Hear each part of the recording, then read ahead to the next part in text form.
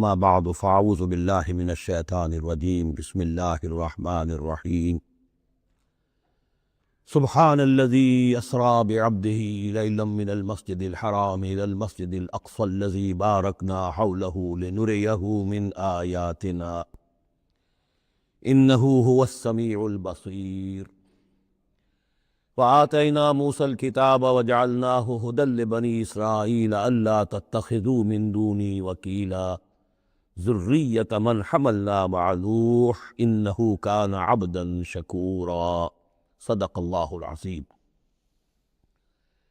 اس سے پہلے کہ ہم سورہ بنی اسرائیل کا ترجمہ شروع کریں، سورہ نحل کے آخری حصے میں ایک بڑی عظیم آیت آئی تھی کہ جس کے حوالے سے کسی قدر وضاحت ہونی چاہیے، لیکن چونکہ اس وقت میں چاہتا تھا کہ وقت کے اندر اندر اس کا ترجمہ مکمل ہو جائے تو میں اس وقت رکا نہیں۔ یہ آیت نمبر 125 ہے سورہ مبارکہ کی، ادع الی سبیل ربک بالحکمۃ والموعظۃ الحسنۃ وجادلہم باللتی احسن۔ اصل میں اس میں دعوت اسلامی اور دعوت دین کے 3 مختلف لیولز کا تذکرہ ہے۔ عام طور پر اس کو ایک ہی چیز سمجھ کر لوگوں نے ترجمہ بھی کیا ہے، وضاحت بھی کی ہے، لیکن دقت نظر سے جائزہ لیا جائے تو چونکہ انسانوں میں مختلف قسم کے انسان ہیں تو دعوت و تبلیغ کے بھی اسی اعتبار سے مختلف گوشے کہہ لیجئے، مختلف لیولز کہہ لیجئے۔ مثلا یہ کہ انسانوں میں ایک چھوٹی بڑی ہی مائنیوٹ مائنورٹی ہوتی ہے جن کو ہم انٹیلیجنسیا کہتے ہیں۔ یہ وہ لوگ ہیں کہ جو عقل سے کام لیتے ہیں، کسی بات کو قبول کرتے ہیں تو پہلے عقل سے سمجھتے ہیں تب قبول کرتے ہیں، جذبات سے نہیں۔ اور یہ کہ کسی شے کو رد کرتے ہیں تو دلیل سے کرتے ہیں، اگر قبول کرتے ہیں تو دلیل سے، رد کرتے ہیں تو دلیل سے۔ یہ انٹلیکچوئل مائنورٹی آپ اسے کہیں یا انٹیلیجنسیا کہیں، یا یہ کہ اس کے لیے برین ٹرسٹ بھی ایک لفظ ہے کہ ہر معاشرے کے اندر اس طرح کے لوگ ہوتے ہیں، اور یہ ہوتے بہت کم ہیں تعداد میں، لیکن ڈیسائسو ہوتے ہیں۔ اس معاشرے کا جو بحیثیت مجموعی رخ ہے وہ یہ معین کرتے ہیں۔ عوام کی حیثیت جو ہے وہ ایسے ہے جیسے ایک انسان کے جسم میں ہاتھ پاؤں ہیں، اعضاء و جوارے ہیں، لیکن جو حیثیت ایک انسان کے جسم میں دماغ کی ہے وہ اس برین ٹرسٹ کی ہوتی ہے، انٹیلیجنسیا کی۔ یہ طبقہ جو ہے اس کو دعوت جو دی جائے تو ظاہر بات ہے کہ وہ وعظ سے نہیں، جذباتی نہیں، بالحکمہ، پختہ باتیں، عقلی دلائل، محکم باتیں، وہ حکمت جس کے بارے میں فرمایا گیا وَمَن یُؤْتَ الْحِکْمَةَ فَقَدْ أُوتِیَ خَیْرًا کَثِیرًا، سورہ بقرہ میں ہم پڑھا ہے۔ اور وہ حکمت کے جو 3 جگہ پر حضور صلی اللہ علیہ وسلم کی جو تعلیم و تربیت ہے اس کے مراحل میں سب سے اونچا مرحلہ بیان ہوا ہے، یتلو علیہم آیاتہ ویزکیہم ویعلمہم الکتاب والحکمہ۔ یہ حکمت جو ہے گہری باتیں، دانائی کی باتیں، عقل کی باتیں، مسلمہ اصول، ان کے حوالے سے یہ سمجھنا کہ کس شے کی اہمیت زیادہ ہے، کس شے کی اہمیت کم ہے، کیا چیز پرائمری امپورٹنس کی ہے، کیا سیکنڈری ہے۔ ان چیزوں کو جاننے والے لوگ جو ہیں، جو اصول پہچان لیتے ہیں، پھر اصولوں کو منطبق کرنا جانتے ہیں، تو ان کے لیے دعوت جو ہے وہ بھی بہرحال اسی سطح کی ہونی چاہیے کہ وہ دعوت جو ہے دلائل پر، براہین پر۔ جب قرآن کہتا ہے اپنے مخالفین سے ہاتوا برہانکم ان کنتم صادقین، لاؤ دلیل لاؤ، تو ظاہر بات ہے کہ پھر اس کے مخاطبین جو ہیں ان کو بھی یہ حق پہنچتا ہے کہ وہ دلیل طلب کریں۔ اب اس کے لیے ظاہر بات ہے کہ وہی شخص یہ کام کر سکتا ہے جو خود اپنی ذہنی سطح کے اعتبار سے کافی بلند ہو چکا ہو، جس کا اپنا شعور بہت پختہ ہو چکا ہو۔ جب تک کہ وہ خود حکیم نہ ہو تو حکمت کے ساتھ دعوت کیسے دے گا؟ لیکن ایک ہے عام سطح لوگوں کی، عام لوگ جو ہیں جن کے دماغوں میں اس طرح کے کوئی فطور نہیں ہوتے، کوئی وہ عقل کی چھلنی لگی ہوئی نہیں ہوتی، ان کے جذبات جو ہے اچھے، اگر جذبات اچھی بات کہی جائے تو جذباتی طور پر بھی اپیل ہو جاتی ہے۔ یوں سمجھیے کہ دل جو ہے ان کے کھلے ہیں، کھلی کتاب کے مانند ہے، آپ جو چاہیں لکھ دیجئے، جیسے کھلی صاف سلیٹ ہے اس پر آپ نے جو چاہے لکھ دیا۔ ایسے لوگوں کے لیے یہ ہے کہ موعظۃ الحسنہ، ایک بات جو ہے اچھی بات ہو، خلوص سے ساتھ کہی جائے، وہ شخص یہ محسوس کرے کہ جو بات یہ کہہ رہا ہے مجھ پر دھوس نہیں جمانا چاہتا، اپنے علم کا روب نہیں ڈالنا چاہتا، بلکہ یہ در حقیقت میری خیر خواہی کی وجہ سے، مجھ سے نفرت نہیں کرتا، میری تحقیر نہیں کر رہا ہے، جو یہ مجھ سے کہہ رہا ہے وہ خلوص سے کہہ رہا ہے۔ از دل خیزت بر دل ریزت، دل سے بات نکلے گی اور دل پہ جا اترے گی، یہ ہے موعظہ حسنہ۔ عوام الناس کے لیے دعوت جو ہے وہ اس لیول کے اوپر ہوتی ہے، وہ زیادہ عقلی اور منطقی اور بحثیں اور ان کے سامنے فلسفے کی جو ہے وہ کتابیں کھول کر آدمی بیٹھ جائے تو یہ گویا کہ ان پر ظلم ہے، یہ ان کے لیے تکلیف مالا یطاق ہے۔ تو سب سے اوپر کا لیول ہے ادعو الی سبیل ربک بالحکمہ، پھر ہے والموعظۃ الحسنہ عوام کے لیے۔ نمبر 3 وہ ہوتے ہیں کچھ لوگ معاشرے کے اندر کہ جو لوگوں کو گمراہ کرنے پر تلے ہوتے ہیں، مثلاً عیسائی مشنریز ہیں، انہیں تو خرچے ملتے ہیں، ان کے تنخواہیں ہیں، ان کے بجٹس ہیں، بڑی بڑی حکومتوں کی طرح کے بجٹ ان کے ہیں، ان کی ٹریننگ اس لیے ہو رہی ہے، انہیں خاص خاص ایشوز کے اوپر ٹرین کر کے بھیجا جاتا ہے مناظرہ کرنے کے لیے۔ قادیانیوں کا نظام ہے، بہائیوں کا نظام ہے، ان کے لیے یہ ہے کہ لوگوں کو ٹریننگ دے کر وہ مجادلے کے لیے، مناظرے کے لیے، بحث کے لیے، اس کے لیے ان کو تیار کیا گیا ہوتا ہے۔ یہ بات مان کر دینے والے نہیں ہوتے، آپ خلوص کے ساتھ ان سے بات کریں گے تو وہ در حقیقت وہ تو یوں سمجھیے کہ ادھار کھائے بیٹھے ہوتے ہیں اس پر کہ انہوں نے بات نہیں ماننی، بلکہ یہ کہ لوگوں کو گمراہ کرنا، ان کے ساتھ جدال کرنا پڑتا ہے، جو جھگڑنا بھی پڑتا ہے، بحث بھی کرنی پڑے گی۔ لیکن اس بحث میں بھی جو ہمارے ہاں مناظرے کا لفظ آیا ہے، قرآن مجید میں مناظرے کا لفظ نہیں آیا ہے، مجادلے کا لفظ آیا ہے۔ جادلہم، ہاں ان سے جھگڑو، انہیں جواب دینے پڑیں گے ایسے کہ جو انہیں خاموش کر دیں، اگر وہ خاموش نہیں ہوں گے تو عوام الناس کے اوپر ان کا اثر ہو جائے گا۔ لیکن اس مجادلے میں بھی تمہارا اپنا اخلاقی معیار برقرار رہنا چاہیے، نیچے نہ اترو، گالم گلوچ پر نہ آ جاؤ، بہت گھٹیا انداز اختیار نہ کر لو، بلکہ جیسے کہا گیا کہ ان کے معبودوں کو گالیاں نہ دینی شروع کر دو، بلکہ یہ کہ ان میں بھی ہمیں آداب، اس کے اندر بھی آداب کو ملحوظ رکھتے ہوئے۔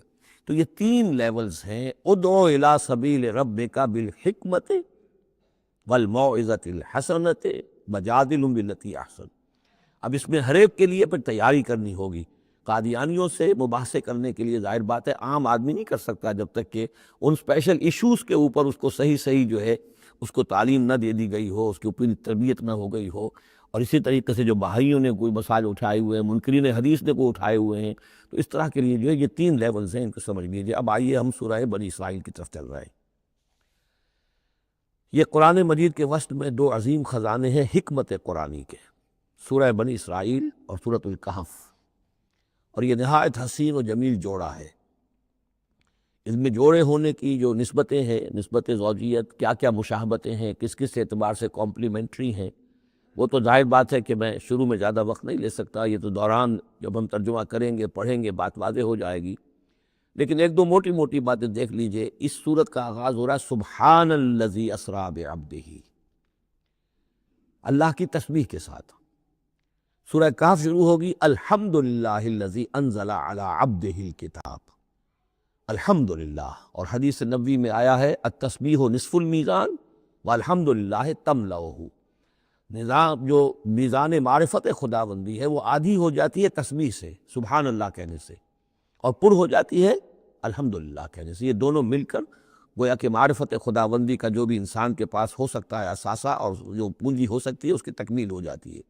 یہ ہم آگے چل کر المسبحات میں اس مضمون پر تفصیلی گفتگو کریں گے، لیکن یہاں نوٹ کر لیجئے تسبیح سے شروع ہو رہی ہے سورہ بنی اسرائیل، اور تحمید سے الحمدللہ الذی انزل علی عبدہ الکتاب۔ پھر یہ کہ یہاں ہے ذکر اللہ اپنے بندے کو لے گیا، وہاں ہے اللہ نے اپنے بندے پر کتاب اتاری، یہ گویا کہ ریسیپروکل معاملہ ہو رہا ہے۔ دونوں جگہ عبد کا لفظ آیا، رسول کا لفظ نہیں آیا۔ سبحان الذی اسریٰ بعبدہ، الحمدللہ الذی انزل علی عبدہ الکتاب۔ اس طرح آخر میں آپ دیکھیں گے 2 آیت عبد الرحمن ایما تدعو فلہ الاسماء الحسنی، اسی طریقے سے آخری آیت بھی ہے۔ اور پھر اسی طریقے سے سورہ کہف کی بھی آخری 2 آیتیں قل سے شروع ہوتی ہیں، 4 قل ہیں، 4 قل تو سورتوں کے ہیں، قل یا ایھا الکافرون اور قل هو اللہ احد اور قل اعوذ برب الفلق اور قل اعوذ برب الناس، 4 قل بہت مشہور ہیں۔ لیکن یہ 4 قل جو ہیں، 2 آیتیں قل والی سورہ بنی اسرائیل کے آخر میں ہیں، اور 2 آیتیں قل والی جو سورہ کہف نہایت آیات ہیں، اور ان دونوں میں بھی وہی ریسیپروکل نسبت ہوگی طرف کہ میں نے اشارہ کیا ہے۔ ایک اور خاص بات یہ ہے ان صورتوں میں کہ یہ اس طریقے سے انٹر لاکڈ ہیں، جیسے ریل گاڑی کے 2 ڈبے ہوتے ہیں، ان کو جوڑا ہوا ہوتا ہے بیچ میں، انٹر لاکڈ ہوتے ہیں۔ یہ جو ہے وہ ختم ہوگی سورہ مبارکہ کبرہ تکبیرا، قل الحمدللہ الذی لم یتخذ ولدا، کہو کہ قل حمد، کل تعریف اللہ کے لیے ہے جس نے کسی کو اپنا بیٹا نہیں بنایا۔ یہ آخری آیت ہے، اور اس حکم پر گویا کہ تعمیل کرتے ہوئے اگلی صورت نازل ہو رہی ہے، الحمدللہ الذی انزل علی عبدہ الکتاب ولم یجعل لہ عوجا۔ اس طریقے سے یہ دونوں جوڑے جو ہیں باہم انٹرلاک بھی ہیں۔ یہ سورہ بنی اسرائیل جو ہے، اس کا پہلا رکوع اس اعتبار سے بہت اہم ہے، بہت عظیم ہے کہ اس میں بنی اسرائیل کی تاریخ کے 4 ادوار کا تذکرہ ہے، جو کہ حضور صلی اللہ علیہ وسلم کی بعثت تک گزر چکے تھے۔ 2000 برس کی تاریخ ان کی ہے، جس کو کہ 4 ادوار میں یہاں 4 آیتوں میں سمو کر بیان کر دیا گیا۔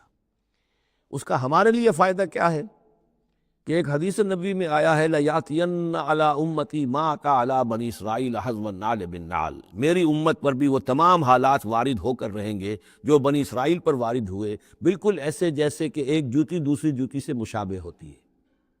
جوتیوں کا جوڑا زمین پر رکھا ہو تو آپ کو مختلف نظر آئیں گے، جوتیوں کے رخ جو ہیں وہ مختلف ہوں گے پنجوں کے حساب سے، لیکن اگر ان کے تلووں کو جوڑ دیں گے تو معلوم ہوگا کہ ان میں کوئی فرق نہیں ہے۔ تو اسی طریقے سے 4 ادوار امت مسلمہ، امت محمد صلی اللہ علیہ وسلم کی تاریخ کے گزر چکے ہیں۔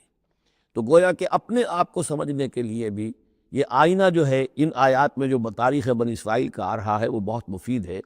چنانچہ اس پر میں نے مضمون لکھا تھا، وہ پھر پہلے تو اب چھپتا ہے چھوٹی شکل میں، وہ کتابچہ ہے تنظیم اسلامی کا تاریخی پس منظر، اور اس کے بعد ایک بڑی کتاب بھی اب آ چکی ہے، سابقہ اور موجودہ مسلمان امتوں کا ماضی، حال اور مستقبل۔ اردو میں وہ کتاب بھی موجود ہے جو اس موضوع پر ہے، لیکن اس ضمن میں جو کچھ مجھ پر کھلا ہے وہ در حقیقت ان آیات کے حوالے سے اور اس حدیث کی کنجی سے۔ وہ حدیث جو ہے گویا کہ وہ ایک پنجی کی حیثیت رکھتی تھی، جس سے کہ میں نے ان آیات میں جو خزانہ مضمر ہے علم کا اور معرفت کا اور معلومات کا، اس کو میں نے کھولا ہے اللہ کے فضل و کرم سے۔ اب جو ہے انگریزی میں بھی یہ کتابچہ جو ہے چھوٹا بھی موجود ہے، rise and fall of the Muslim امہ، اور دوسری طرف انگریزی میں اب دوسری کتاب کی بھی ترجمانی آ گئی ہے، لیسنز فرام ہسٹری، اور وہ سب قسم جیسا کہ میں نے عرض کیا یہاں سے ماخوذ ہے۔ سبحان الذی اسریٰ بعبدہ لیلا من المسجد الحرام الی المسجد الاقصی، پاک ہے وہ ذات کہ جو لے گئی راتوں رات اپنے بندے کو صلی اللہ علیہ وسلم مسجد الحرام سے، یعنی مکہ مکرمہ خانہ کعبہ کے پاس سے، الی المسجد الاقصی، دور کی مسجد کی طرف، یعنی یروشلم، بیت مسجد اقصی جو کہ قبلہ رہا ہے بنی اسرائیل کا، الذی بارکنا حولہ، جس کے ماحول کو ہم نے بابرکت بنایا ہے۔ یہ بابرکت اس اعتبار سے بھی ہے کہ بہت ہی یعنی دنیاوی اعتبار سے بھی بہت زرخیز علاقہ ہے، بہت اچھی آب و ہوا ہے، اور اس اعتبار سے بھی کہ یہاں سینکڑوں نبی آئے ہیں، وہ حضرت ابراہیم کا مدفن بھی وہیں ہے، حضرت ابراہیم کا مسکن وہ رہا ہے، بہت سے انبیاء وہاں رہے ہیں، اور یہ جو مرکز رہا ہے یروشلم کا، ہیکل سلیمانی، یہ نوانو کتنے نیک لوگ جو ہیں یہاں رہے ہیں اور یہاں پر عبادتیں ہوتی رہی ہیں، تو وہ پورا ماحول جو ہے روحانی اعتبار سے بھی مادی اعتبار سے بھی بڑا بابرکت ہے۔ یہ اشارہ ہو رہا ہے معراج کے سفر کی طرف، جس کے 2 حصے ہیں، ایک حصہ زمینی اور حصہ پھر آسمان کی طرف۔ زمینی حصہ یہ ہے کہ مسجد حرام سے اور مسجد اقصی یروشلم تک حضور کو لے جایا گیا، اور اس کے بعد پھر وہاں سے جو ہے ایسنٹ، جو اوپر اٹھنا جو ہے آسمانوں کی طرف کا سفر جو ہے وہ شروع ہوا ہے۔ قرآن مجید میں یہاں صرف اس پہلے حصے کا ذکر کیا ہے، اور اس کا خاص سبب کیا ہے؟ اس کا سبب یہ ہے کہ اب گویا کہ اعلان ہو رہا ہے کہ محمد الرسول اللہ صلی اللہ علیہ وسلم کو اللہ تعالیٰ ان دونوں دین کے جو توحید کے عظیم مراکز تھے ان کا متولی بنا رہا ہے، محمد کو اور ان کی امت کو صلی اللہ علیہ وسلم وعلی اصحابہ الصلاۃ والسلام۔ اس حوالے سے آپ کو وہاں لے جایا گیا، وہاں تمام انبیاء کرام ان کی ارواح وہاں جمع ہوئیں، جو بھی ان کو اللہ تعالیٰ نے اس کو جسد دیے ہوں گے، مثالی جسد دیے جن حقیقتوں کو ہم نہیں جان سکتے، یہ تمام جو ہے پھر متشابہات میں آ جائے گا۔ وہاں حضور نے ان کی امامت کی، پھر وہاں سے آسمان کی طرف آپ کا سفر کا جو ہے وہ عروج کا، معراج کا سفر شروع ہوا ہے۔ اس کا ذکر قرآن مجید میں دوسرے حصے کا جو ہے وہ پھر سورۃ النجم میں آئے گا مختصر طور پر، یہاں صرف اس کے زمینی حصے کا ذکر ہے۔ سبحان الذی اسریٰ بعبدہ لیلا من المسجد الحرام الی المسجد الاقصی الذی بارکنا حولہ لنریہ من آیاتنا، تاکہ ہم دکھائیں اسے اپنے بندے کو محمد کو صلی اللہ علیہ وسلم اپنی آیات۔ انہ هو السمیع العلیم، یقیناً سمیع البصیر، یقیناً وہی اللہ ہے سب کچھ سننے والا، سب کچھ دیکھنے والا۔ اب اس کے بعد وہ جو مرکز تھا وہاں پر، چونکہ بنی اسرائیل کی تاریخ کا وہ مرکز رہا ہے، حضرت سلیمان علیہ السلام نے اس کو تعبیر کیا تھا، تو اب ان کی تاریخ کا حوالہ شروع ہو رہا ہے۔ وَآتَيْنَا مُوسَى الْكِتَابَ، اور ہم نے موسیٰ کو کتاب دی تھی یعنی تورات۔ وَجَعَلْنَاهُ هُدًى لِبَنِي اسرائیل، اور ہم نے اسے بنایا تھا ہدایت نامہ، رہنمائی بنی اسرائیل کے لیے۔ وہ ہدی للناس اس معنی میں نہیں تھی کہ تمام نوع انسانی کے لیے ہو، بلکہ وہ در حقیقت بنی اسرائیل کے لیے ہدایت نامہ۔ وَجَعَلْنَاهُ هُدًى لِبَنِي اسرائیل اللہ تتخذوا من دونی وکیلا، اور اس کی تعلیم کا لب لباب اور خلاصہ، توحید کا اصل جو جوہر ہے، مغز ہے، وہ کیا ہے؟ اللہ کے سوا کسی کو کارساز نہ سمجھو، مت پکڑو کسی اور کو میرے سوا کارساز، کسی پر تمہارا بھروسہ، کسی پر توکل نہ ہو میرے سوا۔ یہ توحید کا لب لباب ہے اور خلاصہ ہے۔ ذریۃ من حملنا مع نوح، اے وہ لوگوں جو اولاد ہو ان کی جن کو ہم نے اٹھایا تھا نوح کے ساتھ، سوار کیا تھا کشتی میں نوح کے ساتھ۔ حضرت نوح علیہ السلام کے 3 بیٹے، سام، حام، یافس، اور ظاہر بات ہے سام ہی کی نسل ہے یہ کہ جس میں حضرت ابراہیم کی پیدائش ہوئی، اور انہی کی نسل ہے یہ بنی اسرائیل۔ تو گویا کہ یہاں ذکر ہو رہا ہے کہ وہ جو لوگ حضرت نوح علیہ السلام کے ساتھ بچا لیے گئے تھے ان کی کشتی میں، انہی میں سے ایک کی نسل تم ہو۔ ذریۃ من حملنا مع نوح انہ کان عبدا شکورا، یقیناً وہ ہمارا بہت ہی شکر گزار بندہ تھا حضرت نوح علیہ السلام کے بارے میں۔ وَقَضَيْنَا إِلَىٰ بَنِي إِسْرَائِيلَ فِي الْكِتَابِ لَتُفْسِدُنَّ فِي الْأَرْضِ مَرَّتَيْنِ، اور ہم نے یہ پہلے ہی متنبع کر دیا تھا بنی اسرائیل کو کتاب میں کہ 2 مرتبہ تم زمین میں بڑا فساد بچاؤ گے۔ وَلَتَعْلُنَّ عُلُوًّا كَبِيرًا، اور بہت ہی تم سرکشی کرو گے، بہت بڑی سرکشی کرو گے۔ یعنی 2 ادوار تم پر ایسے آئیں گے، شرارتیں کرو گے، سرکشی کرو گے، دین سے دور ہو جاؤ گے، لہو و لعب میں مبتلا ہو جاؤ گے، عیاشیوں کے اندر، اور اس میں تمہارا جو ہے اللہ تعالیٰ کی طرف سے پھر تمہارے اوپر عذاب کے کوڑے برسیں گے۔ اب یہاں پہ بٹوین دی لائن یہ ہے کہ اس سے پہلے ان کا ایک دور آیا کہ جس کے اندر ان کو اللہ تعالیٰ نے ان پر رحمتیں فرمائیں۔ چونکہ ہم کچھ چیزیں پڑھ چکے ہیں تاریخ بنی اسرائیل کے ضمن میں، وہ ذہن میں رکھیے۔ حضرت موسیٰ علیہ السلام لے کر نکلے بنی اسرائیل کو مصر سے، تو یہ 1400 قبل مسیح کی بات ہے۔ اس کے بعد وہ آئے ہیں، تورات انہیں ملی ہے جبکہ وہ جبل طور کے پاس پڑاؤ ڈالا ہے۔ وہاں سے پھر شمال مشرق کی طرف چلے ہیں، جب کہا گیا کہ جنگ کرو قوم نے انکار کر دیا، تو 40 برس تک کی سزا مل گئی ان کی بزدلی کی وجہ سے۔ 40 برس تک وہ اسی صحرا میں بھٹکتے پھرے۔ اسی دوران حضرت موسیٰ کا انتقال ہو گیا اور حضرت ہارون کا بھی انتقال ہو گیا۔ لیکن پھر صحرا میں جو نسل پیدا ہوئی وہ پلی بڑھی، وہ ہمت والی تھی، مشقت دیکھی ہوئی تھی اس نے پھر جنگ کی اور جہاد کیا۔ حضرت یوشع ابن نون جو خلیفہ اول تھے حضرت موسیٰ علیہ السلام کے، ان کی سرکردگی میں تو فلسطین فتح کر لیا۔ پہلا شہر جو فتح ہوا وہ اریحا یا جریکو ہے، تو آج بھی موجود ہے وہ شہر۔ اس کے بعد انہوں نے کچھ عرصے کے اندر پورا فلسطین فتح کر لیا، لیکن غلطی یہ کی کہ اس میں ایک مرکزی حکومت نہیں بنائی، بہت سے 12 حکومتیں، 12 قبیلے تھے، جیسے 12 چشمے ان کو دیے گئے تھے، 12 حکومتیں بنا لی۔ پھر آپس میں لڑنے بھی لگے، طوائف الملوکی ہوئی۔ تو آس پاس کے جو مشرک اور کافر قومیں تھیں سیریا وغیرہ میں اور آس پاس اردن کے رہنے والی، انہوں نے پھر جو ہے ان کے اندر ریشہ دوانی شروع کی، اور ایک دور یہ آیا کہ اس میں ان کو بہت سے لوگوں کو اپنے گھروں سے نکال دیا گیا، اور وہ لوگ بڑی زوال سے دوچار ہو گئے۔ تب انہیں ہوش آیا، انہوں نے سیموئیل نبی جو ان کے تھے ان سے کہا کہ ہمارے لیے سپہ سالار مقرر کیجئے، ایک سپہ سالار ہو تاکہ اس کے پیچھے ہم سب کے سب 12 کے 12 قبیلے جمع ہو کر جنگ کریں، تو پھر یہ کہ اپنے دشمنوں پر فتح حاصل ہو۔ یہ وقفہ تقریباً 300 برس کا ہے، جس کے بعد وہ جنگ ہوئی ہے طالوت اور جالوت کی، اور حضرت طالوت نے جالوت کو قتل کیا۔ پھر حضرت داؤد منظر پر آ گئے، پھر طالوت، حضرت داؤد اور حضرت سلیمان، یہ 3 ان کی حکومتیں ہیں تقریباً 100 برس پر پھیلی ہوئی۔ 16 برس طالوت کے، 40 برس حضرت داؤد کے، 40 برس حضرت سلیمان کے۔ یہ گویا کہ ان کی خلافت راشدہ ہیں۔ جیسے ہمارے یہاں حضرت ابوبکر کا دور مختصر ہے، پھر حضرت عمر، پھر حضرت عثمان رضی اللہ تعالیٰ عنہم، یہ مل کر جو ہمارے ہاں بنتے 24 برس 3 خلافتوں کے، ان کے ہاں یہ 100 برس کا عرصہ ہے۔ لیکن حضرت عثمان کے بعد آپ کو معلوم ہے کہ تقسیم ہو گئی تھی مملکت، اس لیے کہ حضرت علی رضی اللہ تعالیٰ عنہ کی خلافت کو حضرت امیر معاویہ نے تسلیم نہیں کیا، تو شام اور مصر کے علاقے علیحدہ رہے۔ بالکل اسی طرح ہوا وہاں پر بھی کہ حضرت سلیمان کے بعد ان کے 2 بیٹوں میں جو مملکت تقسیم ہو گئی، ایک شمالی مملکت تھی جس کا نام اسرائیل تھا، اور سامریہ اس کا دارالخلافہ تھا، ایک جنوبی تھی یہودا، اور وہ اس کا جو ہے یا یروشلم اس کا دارالخلافہ۔ تو اس طریقے سے 2 ملک یہ بن گئے۔ یہ زمانہ ان کا ابھی عروج کا بہرحال ہے، کچھ کئی سو برس ان کے عروج کے گزرے، پھر ان میں خرابیاں آئیں، پھر ان کے اندر شرک، مشرکانہ اوہام آ گئے، دنیا پرستی آ گئی، شریعت کا مذاق بنانا ہو گیا معاملہ، تو پھر ان پر زوال آیا۔ پہلا زوال جو آیا، پہلے اسیرینز نے شمالی مملکت جو تھی اسرائیل کی، اس کو ختم کر دیا۔ یہ کوئی ختم کیا انہوں نے اس سے کافی پہلے 700-800 برس قبل حضرت مسیح کے۔ اس کے بعد جو اصل آیا ہے نبوکڈ نظر، جو نمرود تھا عراق کا، اس کا حملہ ہوا 587 قبل مسیح میں۔ انہوں نے یروشلم کو برباد کیا، 6 لاکھ کو قتل کیا، 6 لاکھ کو قیدی بنا کے لے گیا، اور یہ کہ یروشلم میں 2 اینٹیں سلامت نہیں رہنے دیں، اور ہیکل سلیمانی کو مسمار کر دیا۔ یہ ان کا بدترین دور آیا۔ تقریباً 125 برس یہ کیپٹیوٹی میں رہے بیبیلونیا میں، 6 لاکھ کو ہانک کر لے گیا وہاں پر، بدترین دور۔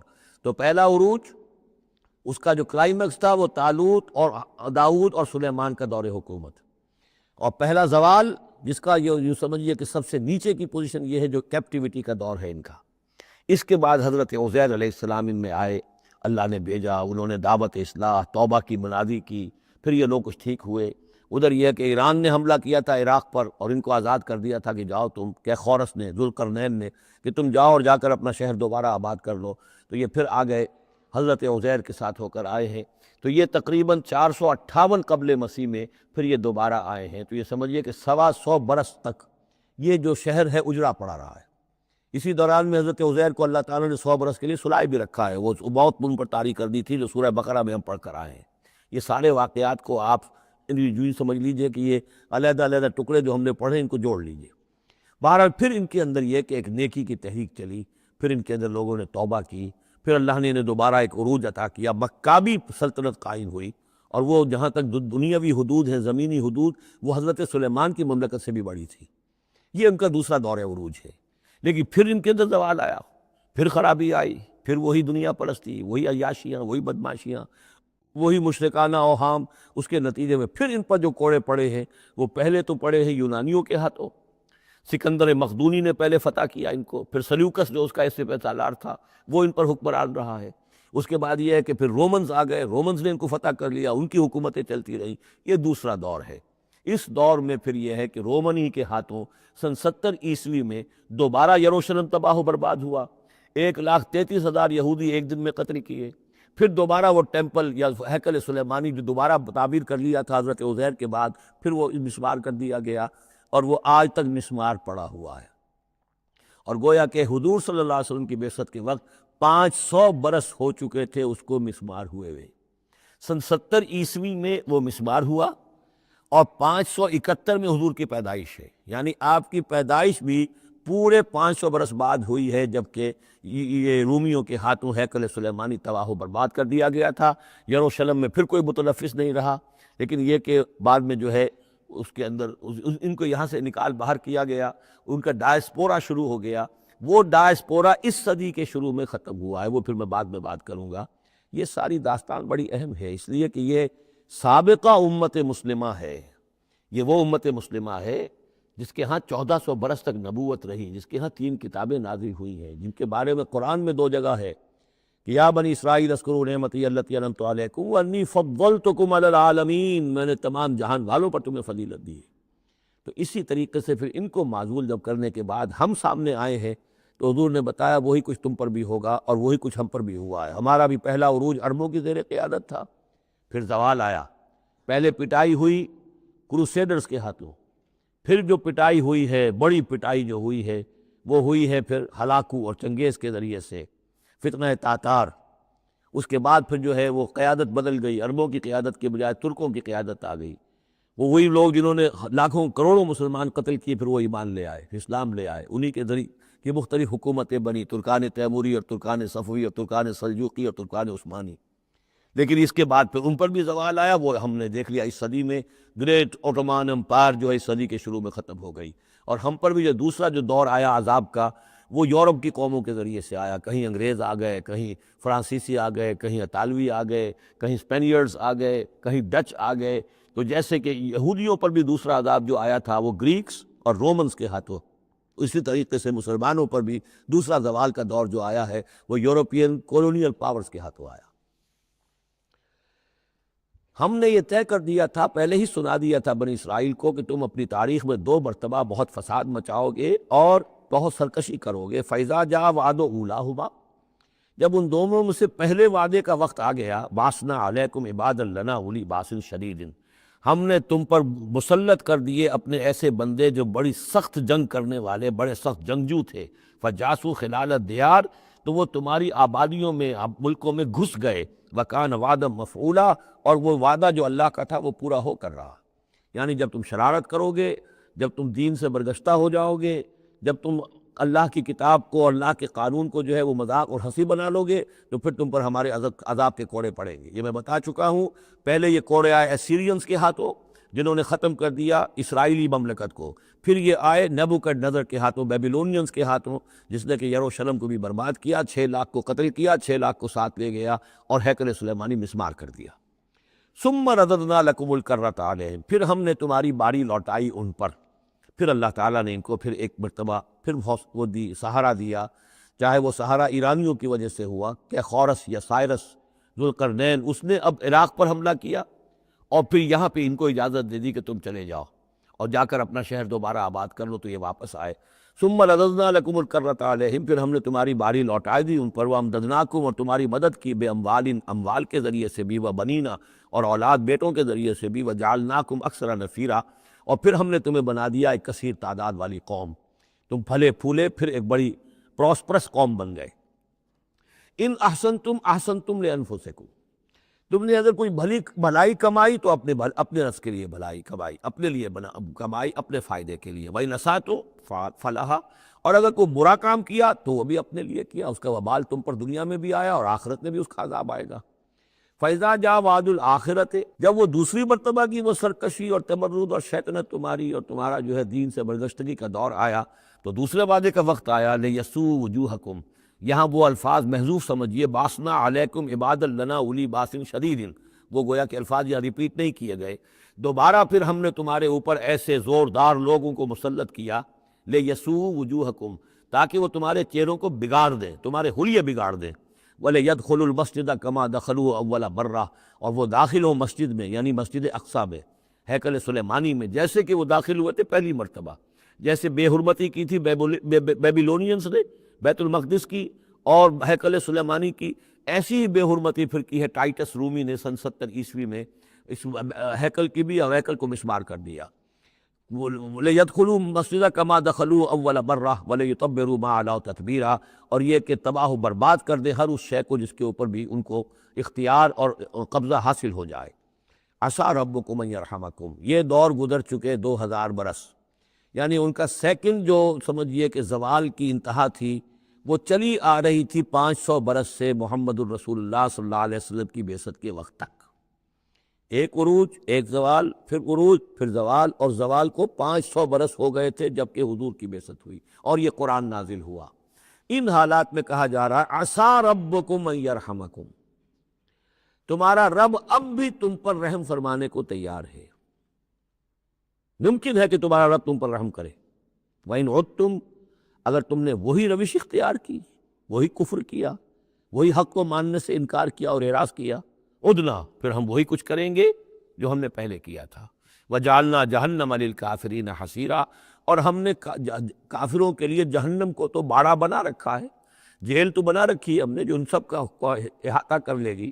جس طرح کہ جانوروں کے باڑے میں بند کر دیا جاتا ہے، اسی طریقے سے قید خانہ ہم نے تیار کر رکھا۔ آخرت کا قید خانہ تو ہے ہی، اس دنیا میں بھی تم پر عذاب کے کوڑے برسیں گے۔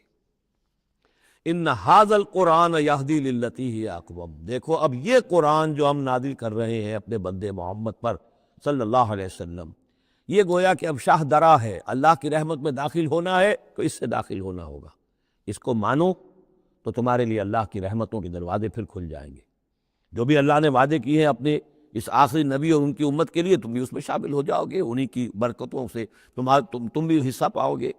ان ھذا القرآن یہدی للتی ہے اقوم، یقیناً یہ قرآن ہے جو اب راستہ دکھا رہا ہے اور رہنمائی کر رہا ہے اس راہ کی طرف جو سب سے سیدھی ہے۔ اقوم، وَيُبَشِّرُ الْمُؤْمِنِينَ، اور بشارت دیتا اہل ایمان کو، الذین یعملون الصالحات، جو نیک عمل بھی کریں، ان لہم اجرا کبیرا، کہ ان کے لیے بہت بڑا اجر ہے، وان الذین لا یؤمنون بالآخرہ۔